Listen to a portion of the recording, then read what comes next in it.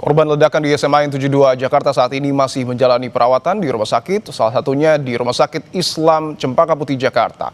Lebih lengkap kita akan sapa jurnalis Kompas TV Cindy Permadi dan juru kamera Alfa Farid. Cindy, selamat petang.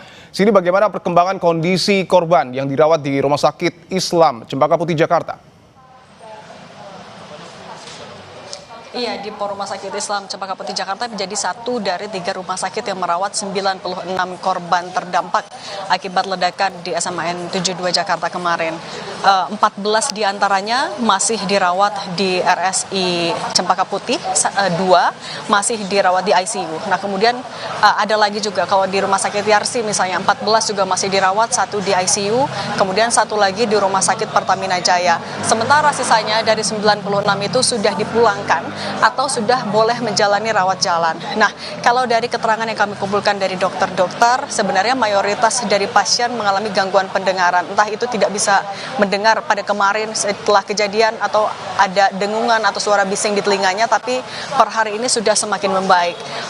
Keluhan yang paling banyak dirasakan ini juga menjadi alasan kenapa kemudian rumah sakit mengerahkan dokter spesialis THT. Selain itu ada juga yang mengalami luka bakar sehingga perlu penanganan lebih lanjut. Ada juga yang mengalami trauma di bagian perut sehingga membutuhkan operasi. Ini adalah hal-hal yang dilakukan oleh beberapa rumah sakit ini untuk menangani korban-korban yang mayoritas adalah siswa. Kemudian tidak hanya penanganan, tapi juga observasi dilakukan oleh dokter-dokter selama beberapa hari ke depan untuk melihat bagaimana perkembangannya. Apakah kalau misalnya sudah membaik bisa dipulangkan atau rawat jalan atau membutuhkan penanganan lebih lanjut. Lalu kalau misalnya dari 2 rumah sakit yang saya datangi hari ini, pasien RSI Cempaka Putih dan juga RS Yarsi, untuk pasien-pasien dari ledakan kemarin di SMA N 72 sudah tidak ada lagi korban yang baru masuk pada hari ini. Artinya korban-korban atau pasien yang dirawat adalah pasien yang sudah dirawat sejak kemarin, sehingga untuk di instalasi gawat darurat di RSI Cempaka Putih misalnya, kalau kemarin menjadi unit pelayanan bagi siswa ataupun juga pasien, saat ini area IGD sudah clear karena mereka kemudian sudah pelayanannya sudah disesuaikan dengan keluhan mereka masing-masing. Nah, lalu tidak hanya penanganan fisik tapi penanganan psikis juga yang jadi fokus. Misalnya kalau di RSIRC diturunkan juga ada psikolog klinis, ada psikolog anak.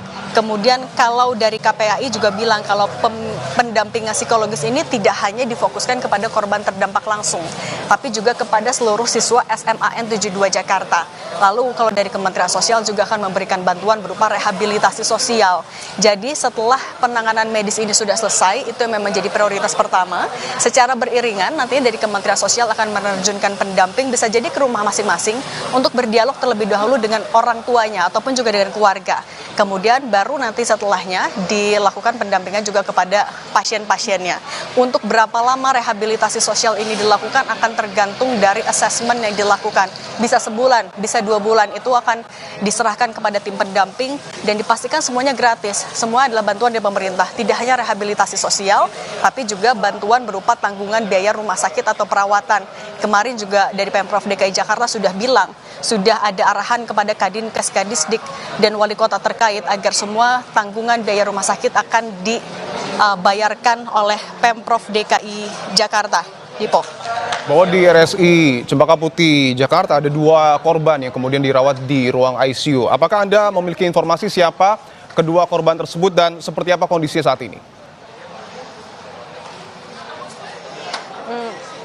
Diduganya, kalau informasi yang kami kumpulkan, salah satunya memang adalah terduga pelaku. Kondisi lebih detailnya memang tidak dijabarkan, tapi yang bisa digambarkan oleh Kapolri tadi saat kunjungan adalah ketika 2 pasien ini sedang dirawat di ICU, artinya butuh penanganan lebih lanjut, dibatasi juga komunikasi dengan orang-orang terkait karena masih membutuhkan istirahat ataupun juga untuk menghindari adanya infeksi lebih lanjut. Sedikit juga menggambarkan soal update apa yang disampaikan oleh Kapolri tadi, tidak hanya soal bagaimana penanganan medis tapi juga penanganan kasus, Dipo. Yang pasti saat ini dilakukan polisi adalah memeriksa, mengumpulkan keterangan, kemudian memeriksa barang bukti, serta mendalami semua kemungkinan yang bisa merujuk kepada motif, termasuk soal dugaan apabila terduga pelaku ini adalah korban bullying. Nah, yang bisa dipastikan oleh Kapolri sejauh ini adalah pelakunya sejauh ini adalah baru 1 orang dan adalah siswa SMA N 72. Nah, Tapi karena memang masih dirawat di ICU sehingga memang pendalaman lebih lengkap masih belum bisa dilakukan. Tapi barang bukti yang sudah diperiksa dan dikumpulkan oleh polisi tadi sejauh ini adalah misalnya tulisan-tulisan, catatan dan juga serbuk yang bisa memicu ledakan. Nah, selain itu juga profiling melalui media sosial dan juga keluarga ini dikumpulkan tidak hanya sebagai barang bukti pendukung, tapi juga ya tadi untuk bisa mengumpulkan, membentuk konstruksi perkaranya seperti apa. Selain itu, selain dugaan motif yang jadi perhatian Polri adalah apakah ada atau tidaknya dugaan keterlibatan pihak lain. Nah, poin ini nantinya juga akan mengarah kepada penyelidikan polisi, apakah terduga pelaku ini terkait organisasi tertentu atau dari mana ia terpapar konten-konten tertentu. Ini yang juga jadi concern dari KPAI misalnya meminta agar ada komunikasi dengan Komdigi agar konten-konten seperti ini kemudian bisa dibatasi, anak-anak bisa mendapatkan perlindungan digital yang lebih ketat. Kemudian KPAI juga meminta kepada orang tua agar mendapat atau memberikan pengawasan tidak hanya di dunia nyata tapi juga di dunia maya. Nah, terkait juga dugaan motif tadi Menteri Sosial sudah bilang meminta publik untuk juga tidak berspekulasi terlebih dahulu, tidak terbawa berita hoax yang ada di media sosial dan menyerahkan sepenuhnya kepada polisi, menunggu apa keterangan resmi dari polisi. Dan sejauh ini informasinya juga Menteri PPPA juga akan meninjau langsung, memberikan pendampingan dan juga akan menjenguk langsung 14 korban yang masih dirawat di RSI Cempaka Putih, Dipo. Oke, bahwa sampai dengan saat ini polisi masih terus mendalami motif dari ledakan yang kemudian terjadi di SMA 72 Jakarta, termasuk juga 2 orang ataupun 2 korban yang kemudian dirawat di ICU, salah satunya diduga adalah pelaku ledakan. Terima kasih untuk laporan Anda, Cindy Permadi dan juga Alfa Farid. Selamat bertugas kembali.